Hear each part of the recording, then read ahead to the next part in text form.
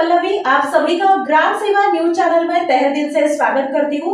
ग्राम सेवा news channel Maharashtra में भिवंडी, शिरडी, सूरत, नासिक, सोलापुर, बेंगलोर इन सभी शहरों में गुजराती के साथ साथ मराठी, तेलुगु और हिंदी माध्यम के द्वारा प्रसिद्ध हुए।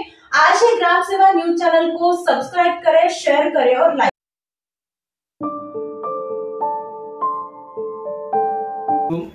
కేంద్ర సహాయ మంత్రి హోంశాఖ సహాయ మంత్రి అయినటువంటి బండి సంజయ్ గారు సిరిసిల్లలో రావడం జరిగింది.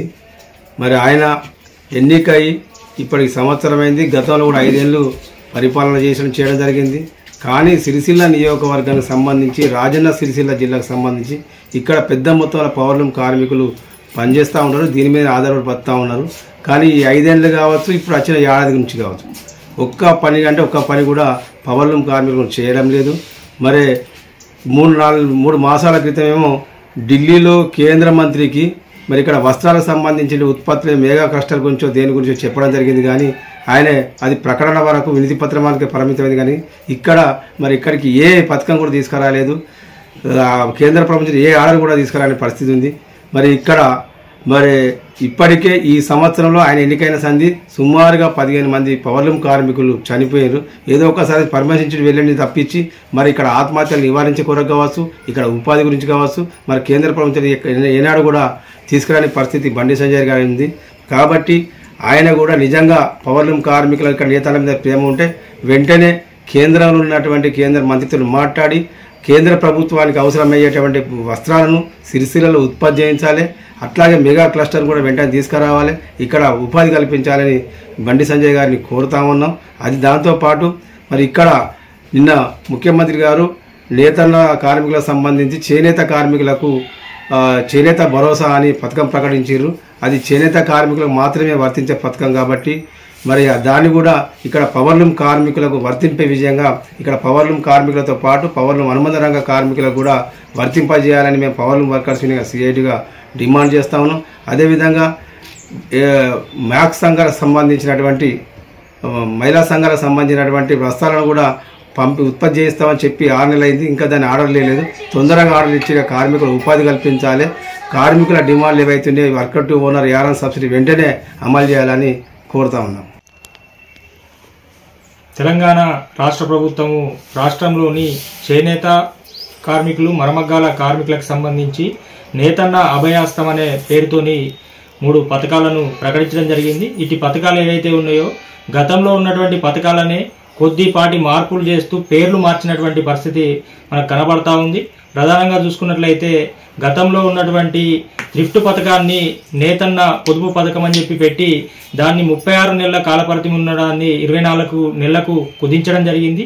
మరి థ్రిఫ్ట్ పథకానికి సంబంధించి గత సంవత్సరం నుంచి కూడా కార్మికులకు 12 నెలల నుంచి కూడా ప్రభుత్వం నుంచి రావాల్సినటువంటి డబ్బులు రానటువంటి పరిస్థితి ఉంది. కార్మికులు ఏమో జమ అవుతా ఉన్నాయి, ప్రభుత్వం నుంచి వచ్చేటి ఏమో పెండింగ్ ఉన్నాయి. దీనివల్ల కార్మికులకు వడ్డీ రూపకంగా నష్టం జరుగుతున్నటువంటి పరిస్థితి ఉంది. ప్రతి నెల జమ చేయాల్సినటువంటి ప్రభుత్వం జమ చేయకుండా ఉన్నది. వెంటనే ప్రభుత్వం నుండి జమ కావాల్సినటువంటి డబ్బులను జమ చేయాలని, అదేవిధంగా 2వ పథకం నేతన్న బీమా పథకం ఏదైతే గతంలో ఉందో 5 లక్షల రూపాయల బీమా పథకము, దాన్ని నేతన్న భద్రత అనేది పేరు మార్చి దాన్ని వయస్సుని పనిచేస్తున్న కార్మికులకు ఎంత వయసు ఉన్నా కూడా వయసును పెంచడం జరిగింది. దీనికి సంబంధించి కూడా గతంలో అనేక సార్లు చనిపోయినటువంటి ఆత్మహత్యలు చేసుకున్న కార్మికులకు ఇక్కడ వర్తించని సందర్భంగా మనం ప్రభుత్వాన్ని డిమాండ్ చేయడం ద్వారా ఈ పథకాన్ని ప్రవేశపెట్టడం జరిగింది. దాన్ని కూడా మేము దీనికి సంబంధించి అదేవిధంగా 3వది నేతన్న భరోసాకు సంబంధించి అది చేనేత కార్మికులకు మాత్రమే సంవత్సరానికి 18,000 రూపాయలు చేనేత కార్మికులకు, అనుబంధ రంగాల కార్మికులకు 6,000 రూపాయలు మాత్రం ప్రకటించింది. అది మరమగ్గాల కార్మికులకు ప్రకటించలేదు. ఇక్కడ గత సంవత్సర కాలంగా ఇక్కడ పనిచేస్తున్నటువంటి వస్త్ర పరిశ్రమ మీద పనిచేస్తున్న మరమగ్గాల కార్మికులు కావచ్చు, అనుబంధ రంగాల కార్మికులకు ఉపాధి లేక ఆర్థికంగా అనేక ఇబ్బందులు ఎదుర్కొన్న పరిస్థితుల్లో మరి ఆ పథకాన్ని మరమగ్గాల కార్మికులకు, అనుబంధ రంగాల కార్మికులందరికీ కూడా వర్తింపజేస్తే ఎంతో మెలుగు జరుగుతుంది. కాబట్టి ఆ రకంగా మేము ఇప్పుడు ప్రభుత్వాన్ని డిమాండ్ చేస్తా ఉన్నాం. చేనేత కార్మికులకు ప్రకటించినటువంటి నేతన్న భరోసా పథకాన్ని పవర్లూమ్ అనుబంధ రంగాల కార్మికులందరికీ కూడా వర్తింపజేయాలని చెప్పి మేము డిమాండ్ చేస్తా ఉన్నాం. అదేవిధంగా ఇక్కడ ఉపాధికి సంబంధించి ముఖ్యమంత్రి గారు గత 6 నెలల క్రితమే ఇక్కడ చీరలు ఆర్డర్ ఇస్తామన్నారు. ఇప్పటి వరకు ఇవ్వలేకపోవడం వల్ల కార్మికులు ఉపాధి లేక ఇప్పటికీ అనేక అవస్థలు పడుతున్నటువంటి పరిస్థితి ఉంది. వెంటనే ఇప్పటికైనా ప్రభుత్వం ఆ చీరల ఆర్డర్లను ఇచ్చి కార్మికులకు, అనుబంధ రంగాల కార్మికులకు ఉపాధి కల్పించాలి. అదేవిధంగా 2023 సంవత్సరానికి సంబంధించినటువంటి 10% యారన్ సబ్సిడీ డబ్బులు కూడా కార్మికులకు పండుగలోపే ఇస్తామని చెప్పారు. ఇప్పటి వరకు ఇవ్వలేదు. పండుగ పూట కూడా కార్మికులు పస్తులుండే పరిస్థితి ఉంది కాబట్టి వెంటనే ఆ యారన్ సబ్సిడీ డబ్బులు కూడా వెంటనే అందించే విధంగా చర్యలు తీసుకోవాలి.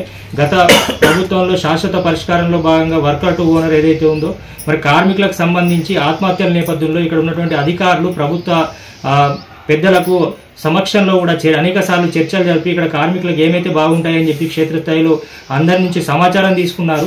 ఆ రకంగా నిర్ణయాలు తీసుకోవడంలో పూర్తి స్థాయిలో తీసుకోలేకపోతున్నారు. కాబట్టి ఇప్పటికైనా ప్రభుత్వం స్పందించి ఇక్కడ చేనేత కార్మికులే కాదు, రాష్ట్రంలో మరమగ్గల కార్మికులకు కూడా ఉపయోగపడే విధంగా, క్షేత్రస్థాయిలో కార్మికులకు లబ్ధి చేకూరే విధంగా పథకాలను ప్రవేశపెట్టి మరి కార్మికులను ఆదుకోవాలని చెప్పి మేము CITU power loom workers union గా డిమాండ్ చేస్తా ఉన్నాం. కార్మికులందరికీ వేతన భరోసా, పవర్ లూమ్ కార్మిక అనుబంధ రంగాల కార్మికులకు అందరికీ వేతన భరోసా పథకాన్ని పవర్ లూమ్ అనుబంధ రంగాల కార్మికులకు వర్తింపజేయాలి. పవర్ లూమ్ కార్మిక అనుబంధ రంగాల కార్మికుల ఐక్యత. జిందాబాద్ సిఐటియు. జిందాబాద్.